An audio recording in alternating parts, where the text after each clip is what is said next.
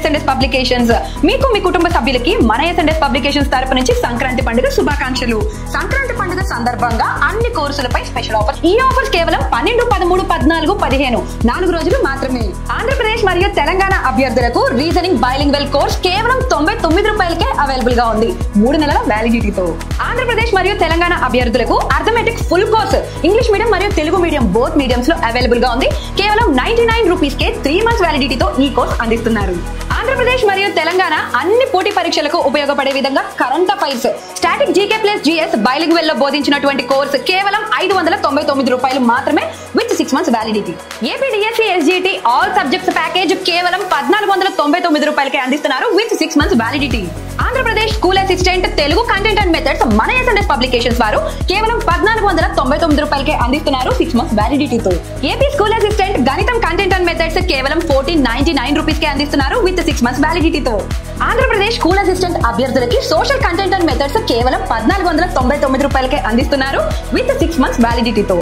Andhra Pradesh school assistant అభ్యర్థులకి మన S&S publications వారు బయాలజీ కంటెంట్ అండ్ మెథడ్స్ కేవలం 1499 రూపాయలకి అందిస్తున్నారు all subjects package with 6 months వ్యాలిడిటీతో. Telangana DSC SGT all subjects course కేవలం 1499 రూపాయలకే అందిస్తున్నారు విత్ 6 months వ్యాలిడిటీ. Telangana DSC school assistant Telugu content and methods కేవలం 1499 రూపాయలు మాత్రమే విత్ 6 months వ్యాలిడిటీతో. తెలంగాణ DSC స్కూల్ అసిస్టెంట్ గణితం కంటెంట్ అండ్ మెథడ్స్ కేవలం 1499 రూపీస్ కే అవైలబుల్ గా ఉంది విత్ 6 months వ్యాలిడిటీతో. Telangana DSC SA online full course social content and methods లో కేవలం 1499 రూపాయలకి అందిస్తున్నారు విత్ 6 months వ్యాలిడిటీ. ఈ ఆఫర్స్ వినియోగించుకోవడానికి ఇప్పుడే గూగుల్ ప్లే స్టోర్ నుంచి S&S పబ్లికేషన్ యాప్ ని ఇన్స్టాల్ చేసుకోండి. మీకు కావాల్సిన కోర్స్ ని పర్చేస్ చేసుకోండి.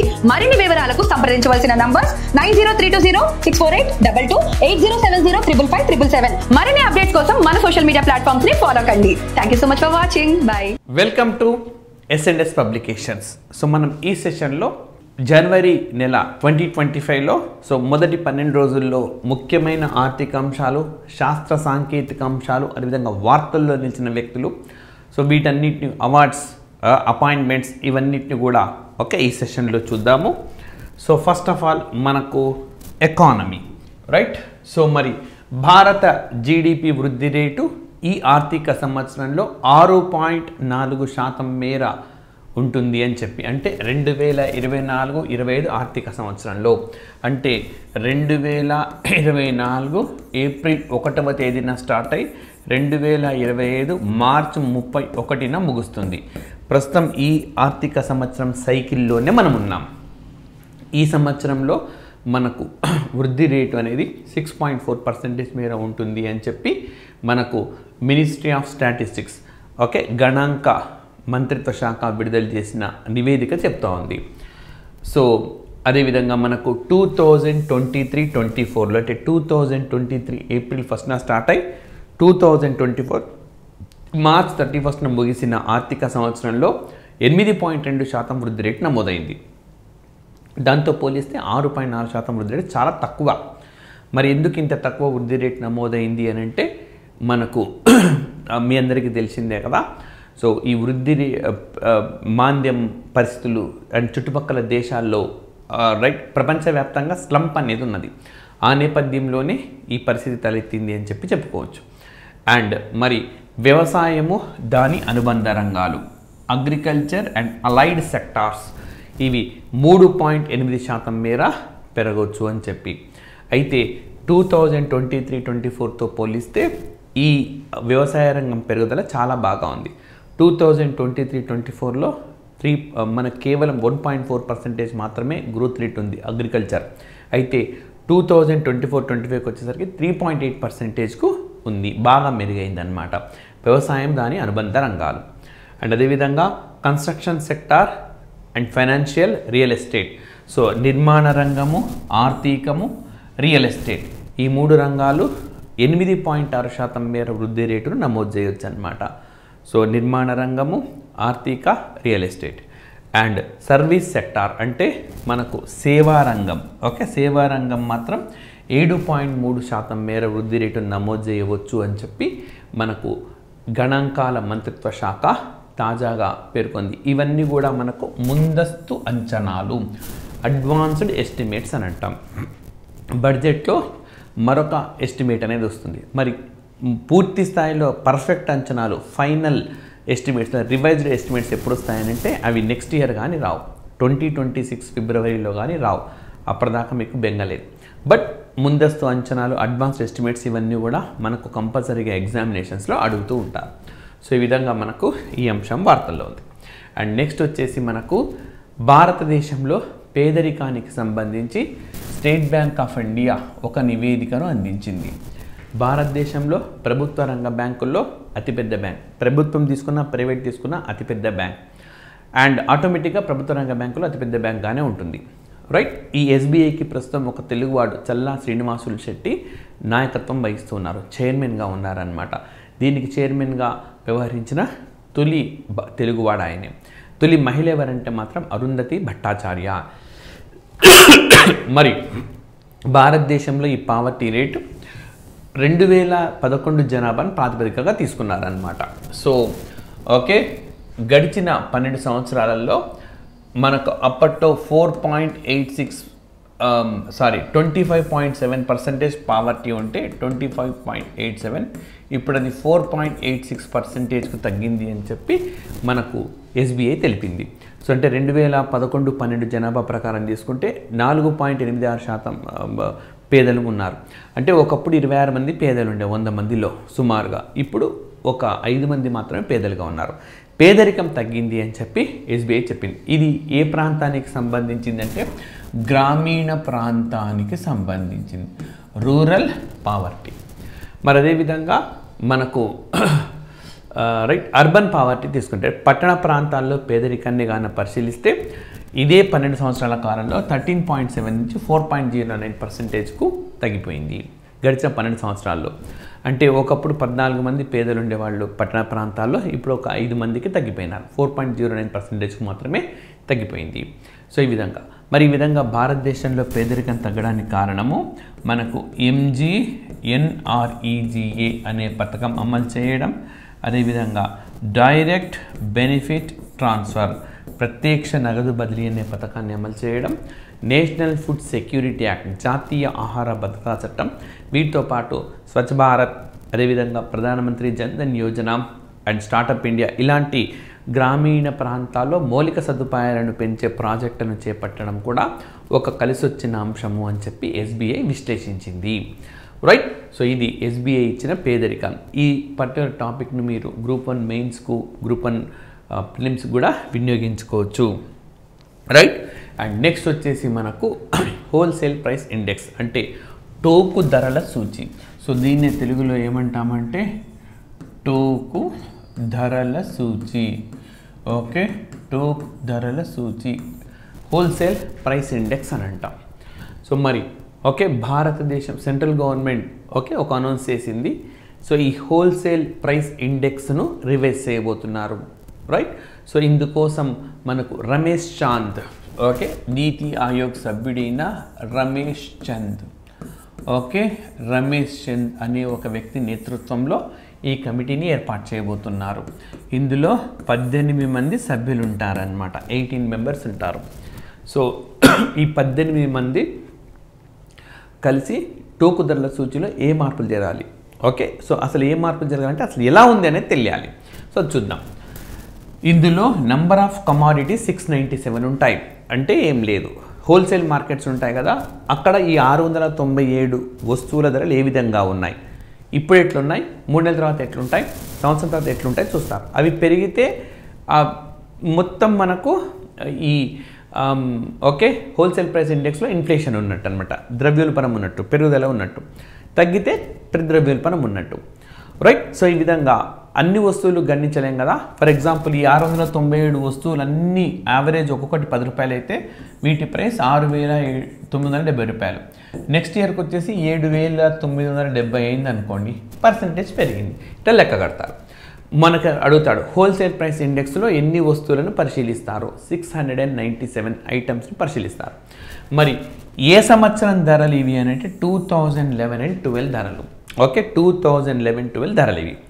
నెక్స్ట్ వచ్చేసి ఇందులో ఏమేమి ఉంటాయంటే primary articles, fuel and power, manufacturing goods. మొత్తంలో దీని weightage 22.62%, fuel and power weightage 13.15%, manufactured goods weightage 64.23%. ఏం గుర్తుపెట్టుకోవాలా? హోల్సేల్ ప్రైస్ ఇండెక్స్లో అతి ఎక్కువ వాటా కలిగిన వస్తువులేవి? తయారీ రంగ వస్తువులు. ఆ తర్వాత అతి తక్కువ వాటా కలిగిన వస్తువులేవి? Fuel and power. And primary ఆర్టికల్స్లో ఏమేమి ఉంటాయి? Food items, non food items ఉంటాయి. ఫుడ్ ఐటమ్స్లో అయితే మీకు తెలిసినవే. నాన్ ఫుడ్ ఐటమ్స్లో ఆయిల్ ఇట్లాంటివన్నీ ఉంటాయన్నమాట. ఓకే, ఎడిబుల్ ఆయిల్ ఇవి. సో ఈ విధంగా ఇవి మూడు ఇచ్చి మనకు హోల్సేల్ ప్రైస్ ఇండెక్స్లో వీటి వాటాను ఎగువ నుంచి దిగువకు అసెండింగ్ ఆర్డర్ ఆర్ డిసెండింగ్ ఆర్డర్లో అరేంజ్ చేయండి అని కూడా అడిగే అవకాశం ఉన్నది. రైట్. సో మరి ఇది ఆల్రెడీ మనకున్న టోకు ధరల సూచి హోల్సేల్ ప్రైస్ ఇండెక్స్. దీనిలో మార్పులు తీసుకురావాలి. ఏమేమి మార్పులు తీసుకొస్తావు? ఐటమ్స్ ఇన్నేనా, ఇంకా ఎక్కువ చేస్తారా, తక్కువ చేస్తారా? బేస్ ఇయర్ ఇదేనా, మారుస్తారా? వెయిటేజ్ ఇంతేనా, మారుస్తారా? ఇది పరిశీలించాలి. ఎవరు పరిశీలించాలి? 18 మంది సభ్యులతో కూడిన కమిటీ. ఆ కమిటీకి ఎవరు నేతృత్వం వహిస్తున్నారు? రమేష్ చంద్ర నేతృత్వం వహిస్తున్నారు. రైట్. మరి ఈ 2011-12 అనగానే మనకు జీడిపికి సంబంధించిన బేస్ ఇయర్గా కూడా దీన్ని మీరు గుర్తుపెట్టుకోవాలి. సో భారతదేశంలో జీడిపి గణన కూడా ఇదే మనకు ఆధార సంవత్సరం, బేస్ ఇయర్ కూడా ఇదే. అయితే దీన్ని కూడా మార్చాలని చెప్పి ప్రభుత్వం నిర్ణయించింది. 2022-23 అనేది మనకు కొత్త బేస్ ఇయర్. బిశ్వనాథ్ అనే ఒక వ్యక్తి నేతృత్వంలోని కమిటీ సూచన మేరకు బేస్ ఇయర్ను భారతదేశం మార్చేసింది. ఆల్రెడీ మార్చేసింది, నోటిఫికేషన్ అయిపోయింది. ఇప్పుడు హోల్సేల్ ప్రైస్ ఇండెక్స్కు సంబంధించిన మనకు కమిటీ అనేది ఏర్పాటైంది. అది నివేదిక ఏ విధంగా ఇస్తుందో చూడాలి మరి. రైట్. అండ్ నెక్స్ట్ వచ్చేసి మనకు వ్యవసాయ రంగానికి సంబంధించిన వార్తలు కానీ చూస్తే Indian institute of technology Madras, okay, IIT Madras, ఇది మనకు ministry of agriculture and farmers welfare అంటే వ్యవసాయ మంత్రిత్వ శాఖ, రైతుల సంక్షేమం, ఈ రెండు కూడా ఒక ఒప్పందాన్ని కుదుర్చుకొని ప్రాజెక్ట్ విస్తార్ అని ఒకటి ప్రారంభించినాయి. Okay, project Vistar. విస్తార్ అంటే ఫుల్ ఫామ్ ఏంటని అడుగుతాడు. Virtually integrated system to access agriculture resources. అంటే వ్యవసాయ వనరులు పొందడం కోసము ఒక సమీకృత అందుబాటు. రైట్. ఇంకా ఈజీగా చెప్పాలి అని అంటే వ్యవసాయ రంగంలో సాంకేతికత వినియోగం. ఇదొక్కటే గుర్తుపెట్టుకోండి. నేరుగా ఇదే క్వశ్చన్. వ్యవసాయ రంగంలో సాంకేతికతను వినియోగించుకోవడం కోసం మన ఐఐటి మద్రాస్ అండ్ వ్యవసాయ మంత్రిత్వ శాఖ కలిసి ప్రారంభించింది ఏంటి అంటే విస్తార్. ఓకే, సో గుర్తుపెట్టుకోండి. ఐఐటి మద్రాస్ అండ్ ఈ అగ్రికల్చర్ ఓకే మినిస్ట్రీ విస్తరాకు అని చెప్పి ఒకటి గుర్తుపెట్టుకోవాలి మనం. రైట్. సో అండ్ నెక్స్ట్ వచ్చేసి ఐఐటి బాంబే మనకు ఒక బ్యాక్టీరియాను డెవలప్ చేసింది. బ్యాక్టీరియాను డెవలప్ చేయడం ఏంటి అని అంటే, సో ఇది మనుషులకు ఉపయోగపడే బ్యాక్టీరియా. ఇంకా చెప్పాలంటే వ్యవసాయ రంగానికి ఉపయోగపడేది. సాయిల్ పొల్యూషన్ను తగ్గిస్తుంది. ఓకే, భూమి కాలుష్యాన్ని తగ్గిస్తుంది అన్నమాట. సో ఐఐటి బాంబే దీన్ని డెవలప్ చేసింది. సో ఇది వ్యవసాయాన్ని కూడా మరింతగా అభివృద్ధి దిశగా తీసుకెళ్తుంది. సో ఉత్పత్తిని పెంచుతుంది. ఎప్పుడైతే నేల కాలుష్యం తగ్గిపోతుందో ఆటోమేటిక్గా మనకు ఉత్పత్తి అనేది ఇవన్నీ కూడా పెరుగుతాయన్నమాట. సో ఇది ఓకే మరొక న్యూస్ ఇష్యూ అగ్రికల్చర్ సెక్టార్కు సంబంధించింది. నెక్స్ట్ వచ్చేసి స్టార్టప్ కంపెనీలలో భారతదేశం ఓకే 3వ స్థానానికి వచ్చేసింది. ముఖ్యంగా భారతదేశంలో 110 యూనికార్న్స్ అనేవి ఉన్నాయి. సో యూనికార్న్ అంటే $1 మిలియన్ దాటిన స్టార్టప్ కంపెనీని, అంటే టర్నోవర్ అంత మేరకు దాటితే దాన్ని మనము ఓకే యూనికార్న్ అని అంటాం. సో ఈ విధంగా యూనికార్న్లుగా వ్యవస్థలు ఎదగడంలో కూడా భారతదేశం మంచి పురోగతిని చూపిస్తూ ఉన్నది. సో మనం ప్రతి సంవత్సరం కూడా జనవరి 16ని స్టార్టప్ డేగా నిర్వహిస్తూ ఉంటాము. మార్చ్ 16ని వ్యాక్సినేషన్ డేగా నిర్వహిస్తూ ఉంటాము. సెప్టెంబర్ 16ని ఓజోన్ డే, అక్టోబర్ 16ని ఫుడ్ డే, నవంబర్ 16ని ప్రెస్ ఫ్రీడమ్ డే, డిసెంబర్ 16ని విజయ్ దివస్, జనవరి 16ని స్టార్టప్ డే. ఓకే, సో ఈ విధంగా మనకు మరొక అంశం కూడా ఉన్నది. అండ్ అదేవిధంగా మనకు ఉక్కు రంగంలో మరొక వార్తాంశం ఉన్నది. సో ప్రొడక్షన్ లింక్డ్ ఇన్సెంటివ్ స్కీమ్ని ఉక్కు రంగానికి విస్తరించింది. అంటే ఉత్పత్తి ఆధారిత ప్రోత్సాహక పథకంగా చెప్పుకోవచ్చు. ఓకే, ఉత్పత్తి ఆధారిత ప్రోత్సాహక పథకం. ఓకే, ప్రోత్సాహక పథకం. సో ఏ సంస్థలైతే గత ఏడాది కంటే మరింతగా ఎక్కువగా వస్తువులను ఉత్పత్తి చేస్తాయో ఆ సంస్థలకు ఉత్పత్తి ఖర్చులో రాయితీ ఇస్తుంది ఈ పథకం అన్నమాట. రైట్, ఎందుకట్లా అంటే దీనివల్ల ఎక్కువ ఉత్పత్తి చేయాలి కాబట్టి ఎక్కువ మ్యాన్ పవర్ అవసరం అవుతుంది. ఎక్కువ మ్యాన్ పవర్ కావాలి అంటే ఎక్కువ మందికి ఉద్యోగాల కల్పన జరుగుతుంది. ఉద్యోగాలు ఎక్కువగా వస్తుందంటే నిరుద్యోగం తగ్గుతుంది, పేదరికం తగ్గుతుంది. సో ఆ లక్ష్యంతో ఉత్పత్తి ఆధారిత ప్రోత్సాహక పథకాన్ని కేంద్ర ప్రభుత్వం ప్రవేశపెట్టింది. దాదాపుగా 14 రంగాలకు దీన్ని అమలు చేస్తూ ఉందన్నమాట. రైట్, అండ్ నెక్స్ట్ వచ్చేసి ఓకే, మరి కొత్తగా ఎవరైతే పిఎం కిసాన్ అనే పథకాన్ని పొందాలి అని అనుకుంటున్నారో వాళ్లకు ఫార్మర్ ఐడి అంటే రైతులకు సంబంధించిన ఐడిని తప్పనిసరి చేస్తూ ప్రభుత్వం నిర్ణయం తీసుకుంది. సో ఈ పిఎం కిసాన్ అనే పథకాన్ని ఎవరు అమలు చేస్తున్నారంటే కేంద్ర ప్రభుత్వం అమలు చేస్తుంది.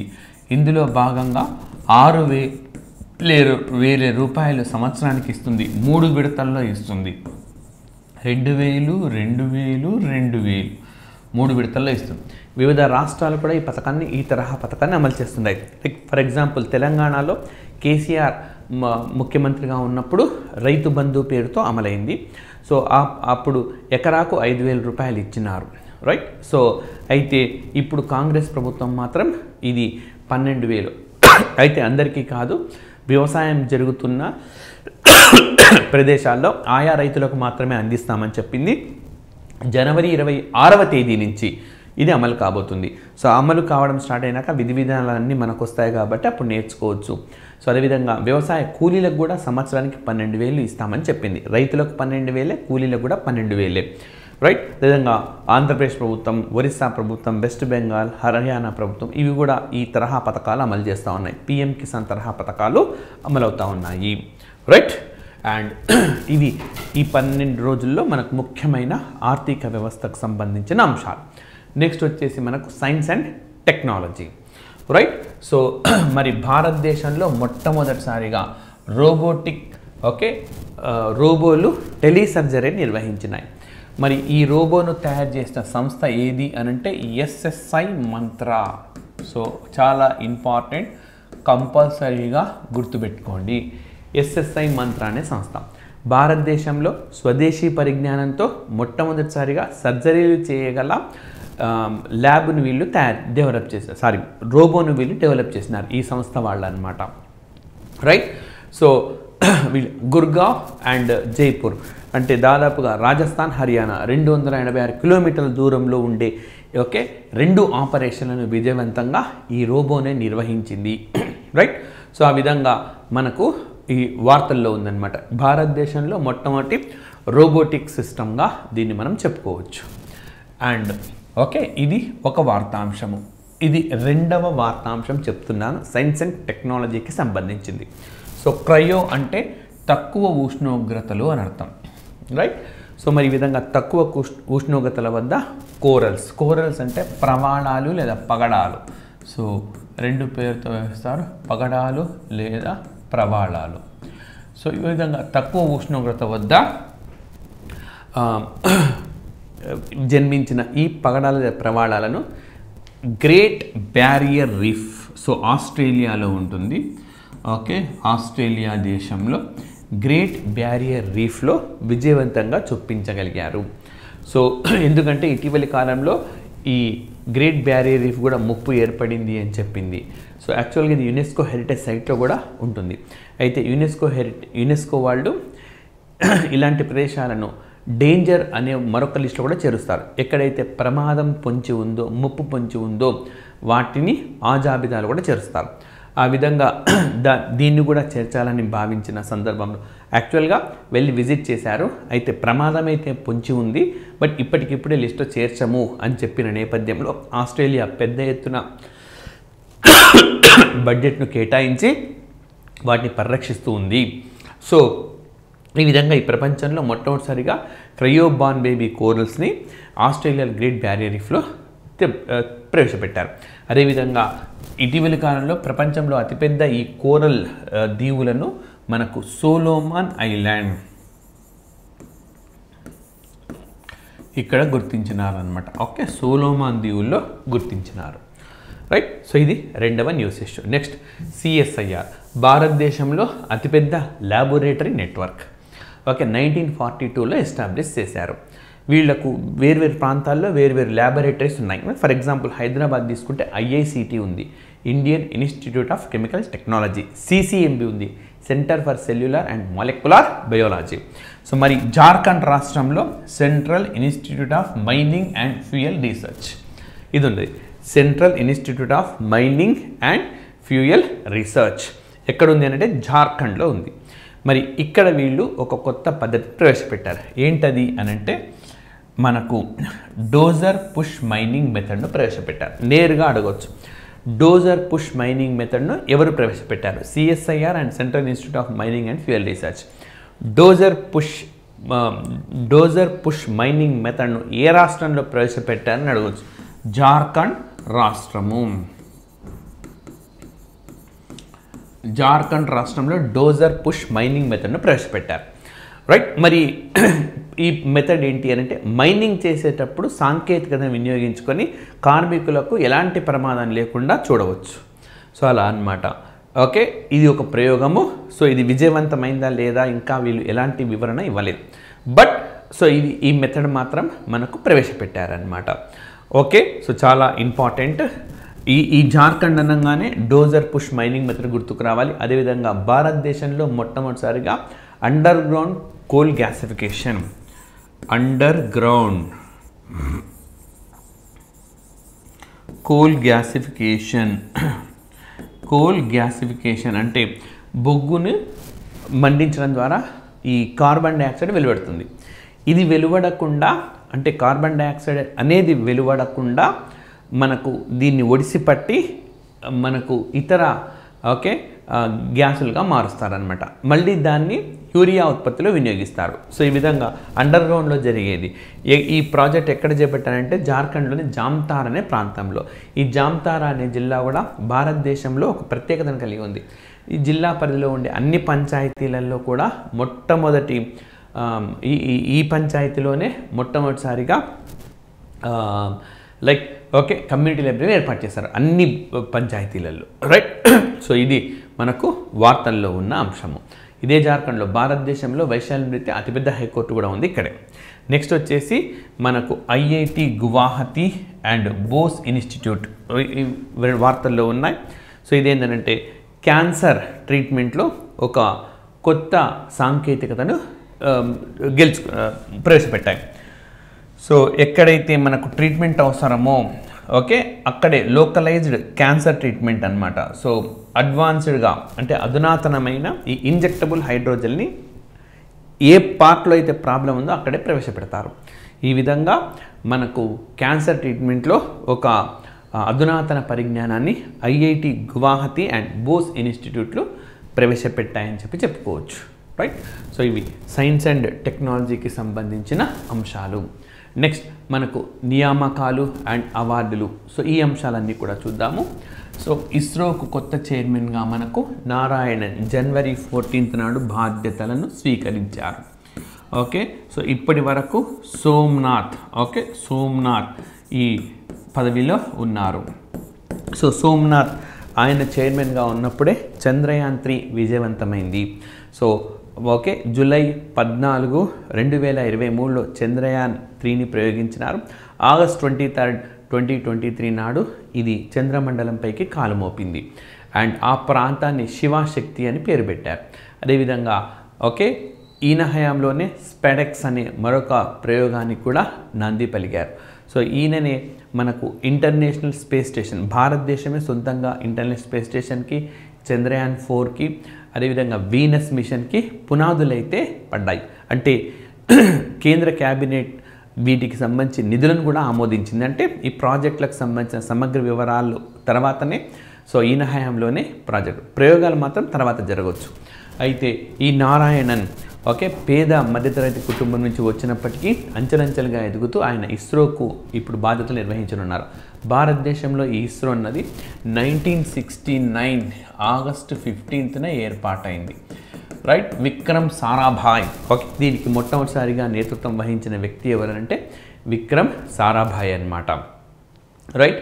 సో అండ్ నెక్స్ట్ వచ్చేసి మనకు ఆశిష్ నైథానీ, ఈయన ఉత్తరాఖండ్ హైకోర్టుకు జడ్జిగా అపాయింట్ అయినారు. సో జనవరి నెలలో అపాయింట్ అయ్యారు. అట్లీస్ట్ మంత్ అన్న గుర్తుంచుకోండి. ఇటీవల తెలంగాణ నిర్వహించిన గ్రూప్ 1లో ప్రిలిమ్స్లో గ్రూప్ 2లో అడిగారు. సో ఒక మహిళ అపాయింట్ అయ్యారు జడ్జిగా. ఆవిడ ఏ మంత్లో అపాయింట్ అయ్యారని స్టేట్మెంట్ల రూపంలో ఇచ్చారు. సో డేట్ కాకపోయినా అట్లీస్ట్ ఈ మంత్ జనవరి మంత్ ఆశిష్ నైథానీ ఆయన ఉత్తరాఖండ్ హైకోర్టుకు జడ్జిగా అపాయింట్ అయినారు. సో భారత రాజ్యాంగం ప్రకారం జడ్జీలను నియమించే అధికారం ఎవరికి ఉంటుందంటే భారత రాష్ట్రపతికి ఉంటుంది. సో ఈ విషయం మనకి ఏ ఆర్టికల్లో ఉంటుందంటే ఆర్టికల్ 217లో ఉంటుంది. సుప్రీంకోర్టు న్యాయమూర్తులు మాత్రం ఆర్టికల్ 124 ప్రకారం నియమిస్తారు. రైట్. సో ఈ విధంగా మనకు నారాయణన్ అండ్ అదేవిధంగా ఆశిష్ నైథానీలు వార్తల్లో ఉన్నారు. అండ్ నెక్స్ట్ ఫయజ్ అహ్మద్ కిద్వాయ్, ఈయన మరి సీనియర్ ఐఏఎస్ ఆఫీసర్. రైట్. ఈయన okay director general of the civil aviation. So పౌర విమానయానానికి సంబంధించిన సంస్థ మనకు డైరెక్టరేట్ జనరల్ అంటాం. పౌర విమానయానానికి సంబంధించిన సంస్థ. దీనికి కొత్త డైరెక్టర్ జనరల్గా ఫయజ్ అహ్మద్ కిద్వాయ్ అపాయింట్ అయ్యారు. ఓకే. అండ్ నెక్స్ట్ వచ్చేసి మనకు టీ పాండే, ఈయన రెవెన్యూ శాఖకు కొత్త కార్యదర్శిగా అపాయింట్ అయినారు. రణీష్ చావ్లా, దీపం. ఓకే. సో దీపం ఫుల్ ఫామ్ కూడా అడుగుతారు మనకు, department of investment and public asset management. So ప్రభుత్వానికి సంబంధించిన ఆస్తుల నిర్వహణ, ప్రభుత్వం ఎక్కడ పెట్టుబడి పెట్టాలి, ఎక్కడ పెట్టుబడి పెడితే ప్రభుత్వానికి లాభదాయకంగా ఉంటుంది, ఇలాంటి అంశాలన్నింటినీ కూడా పరిశీలించేందుకు ఉద్దేశించింది ఈ దీపం అనే వ్యవస్థ. సో రణీష్ చావ్లా దీనికి కార్యదర్శిగా అపాయింట్ అయ్యారు.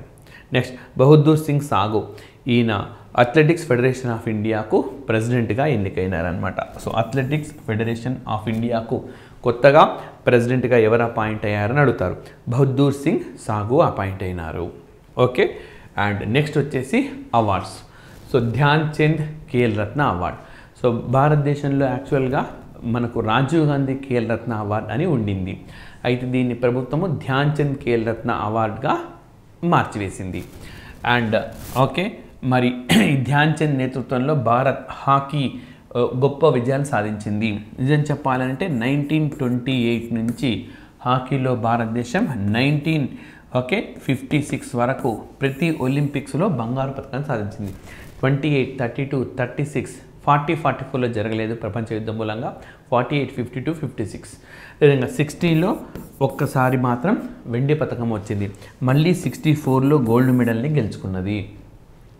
68, 72లలో మరొకసారి వెండి పథకాలను బ్రాంజ్ కాంస్య పథకాలను గెలుచుకుంది. 80లో మరొకసారి గోల్డ్ మెడల్ను గెలుచుకుంది. మళ్ళీ 2024లో కాంస్య పథకాలు. అయితే సో ఇందులో ఈ 1928-56 పీరియడ్లో ధ్యాన్ చంద్ ఎన్నో సేవలను అందించినారనమాట. భారత హాకీలో ఆయనకు గొప్ప క్రీడాకారుడు. అందుకే ఆయన జయంతి ఆగస్ట్ 29th. ఆగస్ట్ 29th ఆయన జయంతిని నేషనల్ స్పోర్ట్స్ డేగా చేస్తాం. అదేవిధంగా ఈరోజు మన ఆంధ్రప్రదేశ్లో తెలుగు లాంగ్వేజ్ డేగా చేస్తాం ఇదే రోజున. అదేవిధంగా తెలంగాణలో September 9th. September 9th Telangana డేగా చేస్తాం. సెప్టెంబర్ 9th మనకు కాళోజీ జయంతి అయితే అదే రోజు మనకు ఆగస్ట్ 29 గిడుగు రామ్మూర్తి పంతులు జయంతి. ఆంధ్రప్రదేశ్లో ఆగస్ట్ 29, తెలంగాణలో సెప్టెంబర్ 9th నిర్వహిస్తారు. మరి ఈసారి ధ్యాన్ చంద్ ఖేల్ రత్న అవార్డు ఎవరెవరికి వచ్చిందంటే మను బాకర్, గుకేష్, అదేవిధంగా భారత హాకీ జట్టు కెప్టెన్ హర్మన్ప్రీత్ సింగ్, అదేవిధంగా పారా అథ్లెట్ ప్రవీణ్ కుమార్లకు దక్కింది. రైట్. సో చాలా చాలా ఇంపార్టెంట్. మరి మను బాకర్ ఈసారి ఒలింపిక్స్లో ఒక కొత్త చరిత్రను సృష్టించిన క్రీడాకారిణి ఆమె. సో ఒకే ఒలింపిక్స్లో 2 పతకాలను గెలుచుకుంది. షూటింగ్లో ఇండివిజువల్ విభాగంలో కాంస్యము, టీంతో కలిసి మరొక కాంస్యాన్ని గెలుచుకుంది. ఈ విధంగా భారతదేశంలో ఒకే ఒలింపిక్స్లో 2 పతకాలను గెలుచుకున్న మొట్టమొదటి క్రీడాకారిణిగా ఒక సంచలనం సృష్టించింది. 1900లో 1900 సంవత్సరంలో జరిగిన మొట్టమొదటి ఒలింపిక్స్లో అప్పుడు భారతదేశం పాల్గొనడం మొదటిసారి. అప్పుడు 2 పతకాలు వచ్చినాయి. నార్మన్ ప్రిట్చార్డ్ అని చెప్పి అప్పుడు ఆయన ఈ పతకాలను గెలిచినాడు. ఇంకా తర్వాత ఈ పతకాలు అన్నవి రాలేదు. సో భారతదేశానికి స్వాతంత్రం వచ్చిన తర్వాత మొట్టమొదటిసారిగా 1952లో కేడి జాదవ్ ఒక పథకాన్ని సంపాదించారు, కాంస్య పథకం. 1996 వరకు అంటే 52 నుంచి 96 మధ్య భారతదేశానికి ఇండివిజువల్ కేటగిరీలో ఎలాంటి పథకం లేదు. లియాండర్ పేస్ ఆ లోటును భర్తీ చేస్తూ ఆయన షటిల్లో పథకాన్ని సాధించారు. 2000 సంవత్సరం కూడా ఒక సంచలనం. భారతదేశం నుంచి ఒలింపిక్స్లో పథకాన్ని సాధించిన తొలి మహిళగా కరణం మల్లీశ్వరి ఒక కొత్త రికార్డును క్రియేట్ చేశారు. కరణం మల్లీశ్వరి 2000లో సిడ్నీ ఒలింపిక్స్లో ఆమె పథకాన్ని సాధించారు. అదేవిధంగా 2004లో మనకు రాజ్యవర్ధన్ సింగ్ రాథోడ్ వెండి పథకాన్ని సాధించాడు. స్వతంత్ర భారతదేశ చరిత్రలో వెండి పథకాన్ని సాధించిన మొట్టమొదటి క్రీడాకారుడిగా ఆయన ఒక రికార్డును క్రియేట్ చేశారు. అదేవిధంగా 2008 సంవత్సరంలో మనకు బంగారు పథకం అనేది దక్కింది. సో అంతవరకు భారతదేశానికి ఇండివిజువల్ కేటగిరీలో అసలు బంగారు పథకమే లేదు. షూటింగ్లో మనకు ఈ బంగారు పథకాన్ని సాధించుకున్నాం. అయితే ఈ 2008 ఒలింపిక్స్లో 2012 రెండు ఒలింపిక్స్లలో కూడా మనకు సుశీల్ కుమార్ పథకాలు సాధించారు. భారతదేశం నుంచి 2 వేరు ఒలింపిక్స్లో పథకాలు సాధించిన తొలి వ్యక్తిగా రికార్డ్ క్రియేట్ చేశారు. అంటే 2008లో ఎన్ని రికార్డు క్రియేట్ అయింది చూడండి. బంగారు పథకం వచ్చింది మొదటిసారిగా, ఇది అభినవ్ బింద్రా సాధించినారు. సుశీల్ కుమార్ 2008లో 2012లో పథకాలను సాధించినారు. అదేవిధంగా పివి సింధు 2016 ఒలింపిక్స్లో 2020 ఒలింపిక్స్లో రెండు ఒలింపిక్స్లో కూడా వారు పథకాలను సాధించినారు. 2016లో వెండి పథకం అయితే 2020లో కాంస్య పథకాన్ని గెలిచినారు. ఈ విధంగా 2 వేరు ఒలింపిక్స్లలో పథకాలు సాధించిన తొలి మహిళగా పివి సింధు రికార్డ్ క్రియేట్ చేస్తే, అండ్ అసలు ఒలింపిక్స్లో పథకాలు సాధించిన తొలి మహిళగా కరణం మల్లీశ్వర్ రికార్డ్ క్రియేట్ చేస్తే, ఒకే ఒలింపిక్స్లో 2 పథకాలు సాధించిన మహిళగా మను భాకర్ రికార్డును క్రియేట్ చేశారు. ఇక గుకేష్ వచ్చేసి చెస్ విజార్డ్, అత్యంత పిన్న వయసులో గ్రాండ్ మాస్టర్ హోదాను పొందినారు ప్రపంచంలోనే, రైట్. సో ఆయనకు భారత హాకీ జట్టుకు విశేషంగా సేవలు అందిస్తున్న హర్మన్ ప్రీత్ సింగ్ ఈసారి ధ్యాన్ చంద్ ఖేల్ రత్న అవార్డు పొందిన వాళ్ళలో. And para athlete Praveen Kumar 2020 ఒలింపిక్స్లో, అదేవిధంగా 2024 ఒలింపిక్స్లో కూడా పథకాన్ని సాధించినారు పారా అథ్లెట్ ప్రవీణ్ కుమార్. వీళ్ళ నలుగురికి ధ్యాన్ చంద్ ఖేల్ రత్న అవార్డ్స్ వచ్చినాయి. సో ఇక్కడ మనకు అర్జున అవార్డు చాలామందికి ఇచ్చినారు, అదేవిధంగా డిఫరెంట్ కేటగిరీస్లలో ఇచ్చినారు. అండ్ ఇవి ఎగ్జామినేషన్లో అడుగుతున్న నేపథ్యంలో ఆస్పిరెంట్స్ పదే ఈ క్లాసును వినండి లేదా చదవండి, మొత్తానికైతే నేర్చుకోక తప్పదు. 1 మార్కు వచ్చే గ్రూప్ ఇది. లైక్ జూన్ జూలై వరకు లేదంటే ఆగస్ట్ అనుకోండి, ఆగస్ట్ నెల వరకు జరగబోయే ఎగ్జామినేషన్స్ అన్నింటిలో కూడా అడుగుతారు, రైట్. అండ్ మరి తెలంగాణలో కానీ ఆంధ్రప్రదేశ్లో కానీ ఆగస్టులోపే గ్రూప్ 1 ప్రిలిమ్స్ ఇట్లా అయిపోయే అవకాశాలు ఉన్నాయి. సో అక్కడ మనకు 1 మార్కు ఫెచ్చింగ్ అనమాట నేర్చుకుంటే. ఒకరోజు ధ్యాన్ చంద్ ఖేల్ రత్న అవార్డ్స్ నేర్చుకోండి, ఒకరోజు అర్జున అవార్డ్స్ మాత్రమే నేర్చుకోండి, లేదా 3-4 రోజులు కేటాయించి నేర్చుకోండి. ఆ విధంగా దశల వారీగా చేస్తూ వీటిని మీరు నేర్చుకోవాల్సి ఉంటుంది, రైట్. మరి అర్జున అవార్డు గాన చూస్తే అథ్లెటిక్స్లో మనకు జ్యోతి Yarraji and Annu Rani, so వీళ్ళిద్దరూ గెలుచుకున్నారనమాట అర్జున అవార్డ్స్. అదేవిధంగా బాక్సింగ్కి వచ్చేసరికి మనకు నీటు అండ్ సావీతి, సావీటి అని చెప్పి బాక్సింగ్లో. అదేవిధంగా చెస్లోకి వచ్చేసి ఒంటికా అగర్వాల్, ఒంటికా అగర్వాల్. నెక్స్ట్ హాకీలో వచ్చేసి Salima Tete, Abhishek, Sanjay, Jarmanpreet Singh and Sukhjeet Singh, so వీళ్లకు హాకీలో దక్కినాయి. పారా ఆర్చరీకి వచ్చేసరికి రాకేష్ కుమార్, రైట్.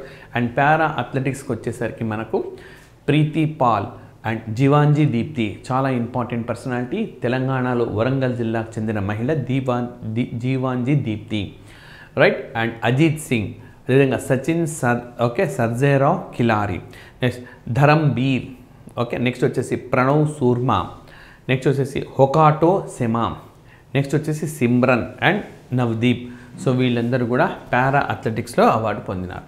అండ్ పారా బ్యాడ్మింటన్కి వచ్చేసరికి నితేష్ కుమార్ అండ్ తులసీమతి మురుగేషన్, నిత్యశ్రీ సుమతి శివన్, నెక్స్ట్ మనీషా రామ్దాస్ మనకు 2020 ఒలింపిక్స్లో కూడా పథకాన్ని సాధించినవారు. అండ్ పారా అథ్లెటిక్స్లో జూడో చూసుకుంటే కనుక కపిల్ పర్మార్.